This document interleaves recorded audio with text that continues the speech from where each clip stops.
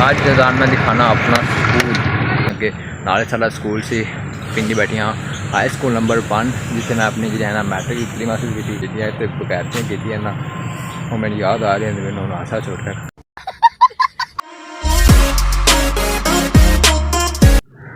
अस्सलाम वालेकुम की हाल है सर ठीक हो। Welcome back to my channel Kamar blog and other video. आज तो यार आज लोग जाना कुछ ज़्यादा ही लेट हो गया क्योंकि यार पिछला व्लॉग मैं बनाया सी 4 एडिट करता बस इस बार ना चलो मोबाइल का मसला बन गया सी इससे फिर जाना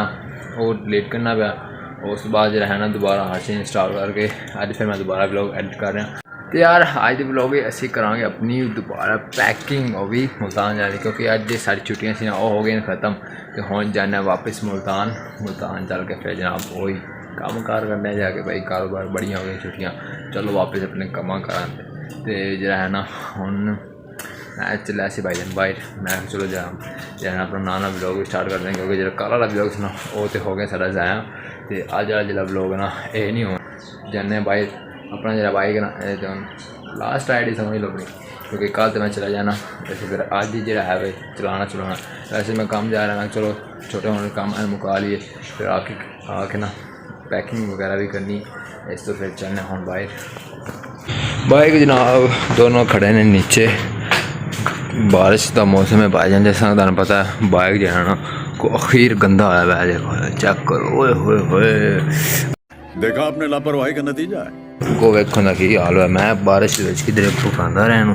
कल परसों बारिश ही तो जनाब अज ही बारिश है बाद जो है ना बड़ा गंदा मौसम है तो मैं जनाब उन्हें लै चलिया बाहर इनकी सर्विस तो नहीं कराई क्योंकि यार बारिश का मौसम है तो एक बार सर्विस हम करा लवां फिर जनाब जिस टाइम वापस आवागा बाहर जाना है फिर खराब है ना बस आर्जी जो है ना कपड़ा शपड़ा मार लो बस इन्ना ही बड़ा यार क्योंकि जो है ना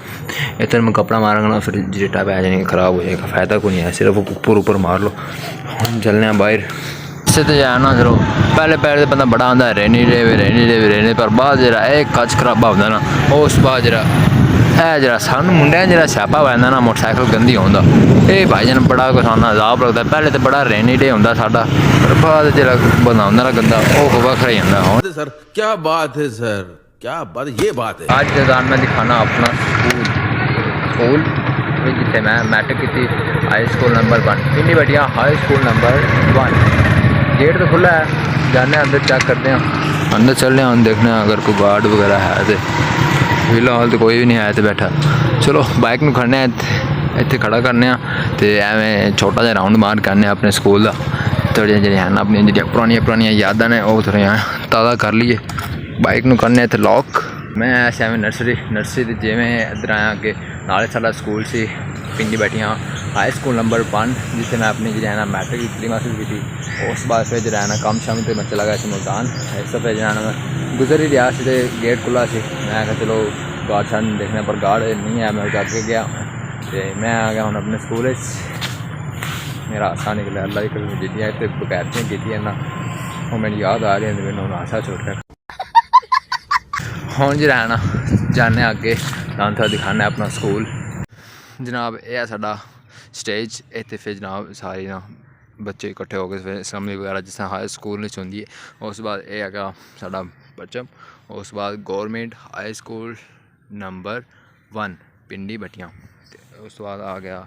मोनोग्राम ये भी चल के दिखाना जरा पिछे रहने गौरमेंट हाई स्कूल नंबर 1 लो जी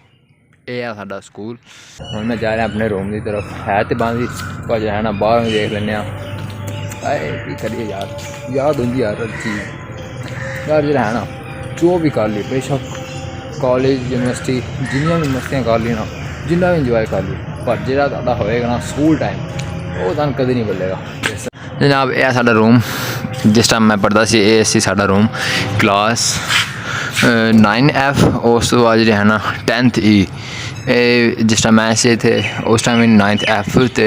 10th E का यही रूम से तो हुण भी यही आ तो जरा है ना उस टाइम साढ़े जो इंचार्ज से ना क्लास इंचार्ज तालब साहब उस टाइम तालब साहब भी सन तो हुण भी तालब साहब ही ने। हुण मैं दिखाना चाहना अपनी कैंटीन लो जनाब है साड़ी कैंटीन जनाब पिछे छोटा जहा रूम है चीज़ियाँ मेजियाँ सारियाँ पिछे रख के इतने जनाब असी टिक्कियाँ शिक्कियाँ खाना उस साडा रूम तो जनाब सारी जिमें परे जाना ना उमें जनाब चोरी भज के आना इधर टिक्कियाँ शिक्कियाँ चीज़ियाँ मेजियाँ लैके फिर इत्थे बह के खा पी के जनाब डिकार शिकार मार के फिर वापस। बहुत अच्छा लगे अपने स्कूल वापस एक राउंड ला के अपनी जी यादा से ताज़ियाँ करके मेरा हाय हाय हाय। मौसम तो ऐसा लग रहा है दिल गार्डन गार्डन हो रहा है, बहुत मजा आ रहा है यहाँ पे। और जनाब चलने वापस ये कुछ थी है तो काफ़ी बड़ा स्कूल है भाई। मैं 2-3 ब्लॉग बना देने पर स्कूल नहीं मुकना पर मैं सिर्फ शॉर्ट सा दिखाया मैं शराब थोड़ी झलकी हो जाए। और जनाब चलने घर जाना वगैरह हो रही हैं तो मैं जो है ना एक ब्लॉग स्टॉप करने लगा हूँ सीधा मिला गया हूँ घर जाके ठीक है ना रोज़ाना वगैरह हो रही हैं फिर अच्छा नहीं लगता यार रोज़ान के दौरान बोलते हैं चलने हूँ घर फिर घर जाके मिलने हैं सीधा चल के करने packing. A few moments later. हाँ जी तो यार घर में पहुँच गया घर आया रोटी खाड़ी फ्रैश हो के जनाब हम दोबारा जाना मैं तो मेरे बड़े भाई असी दोनों जान लगे हाफिजाबाद उत्थे लैनी मैं अपनी दवाई लैनी सी तो भाई ने कुछ अपनी मेडिसिन वगैरह लैनी ना तो फिर असी दोनों भाई मिल के जाने लगे हाफिजाबाद तो उस बाद फिर है ना रास्ते जरा थोड़ा भी लोग स्टॉक बनाओ पहले काफ़ी ज़्यादा बन गया पर हम तो शॉर्ट बनेगा हम चलने चार चार की होना मैं फ्रैश होया बस कंगी शंगी की चादर ली चलो फिर रहना असी निकल गया हूँ घरों बाइक से रहना बाइक मैं शायद बाइक नहीं चलाऊँ थोड़ा दोनों फिर किसी एक नहीं चलाना हम से निकलने लगे शाम का टाइम है 4:15 तो हो गए ने असा जाना। फाइनली यार मैं पहुंच गया हॉस्पिटल पहुंचते नाल जनाब डॉक्टर साहब ने सब तो पहले ये बताना क्या ऑक्सीजन ला 2 मिनट बाद तेरा कोई टेस्ट टूस्ट करने यार पिज़्ज़ा भी हम आ गया हम 2 मिनट इजाज़त असी हम थोड़ी पेट पूजा कर लीए। 1 hour later.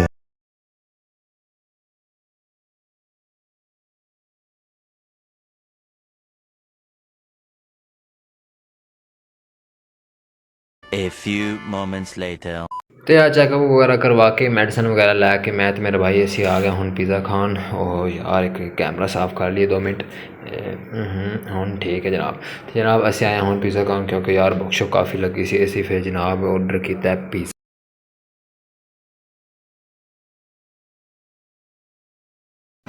हाँ जी तो यार खा पी के हो गया फ्री हूँ जाने सीधा घर टाइम हो गया पौने 7 हो गए तो तकरीबन 1.5 घंटे का सफर हम जाने सीधा घर बिना ब्रेक श्रेक लाए जंप शप ब्रेक के बगैर सीधा घर।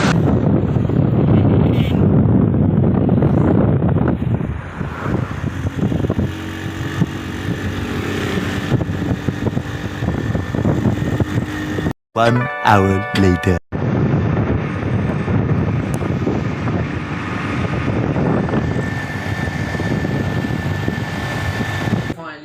पहुँच गया घर आने ना जी है ना सब तो पहले अपनी जी पैकिंग ना वो कंप्लीट करने के बाद मैं चलो यार हम जाना ब्लॉग की एंडिंग करिए तो हम जनाब फिर है ना ब्लॉग इन ऑन करो कहते हैं